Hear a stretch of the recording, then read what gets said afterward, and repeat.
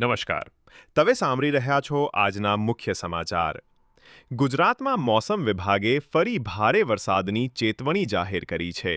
કચ્છ, બનાસકાંઠા, પાટણ, મોરબી અને સાબરકાંઠા સહિતના જિલ્લાઓમાં આજે અને આગામી 3 દિવસ સુધી ભારેથી અતિભારે વરસાદની આગાહી છે. ખાસ કરીને સાબરકાંઠા જિલ્લામાં રેડ એલર્ટ જાહેર કરાયું છે. ભારે વરસાદને કારણે કચ્છ, બનાસકાંઠા, સાબરકાંઠા અને અરવલ્લી જિલ્લામાં આજે શાળા, કોલેજો તથા આંગણવાડી બંધ રાખવામાં આવ્યા છે. પ્રશાસન તરફથી નદી નાળા પાસે ન જવા, નીચાણવાળા વિસ્તારોમાં રહેતા લોકોએ સતર્ક રહેવા અને વીજળીના કડાકા ભડાકાથી બચવા અપીલ કરવામાં આવી છે.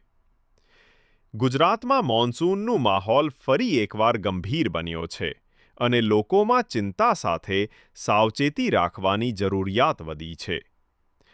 નમસ્કાર.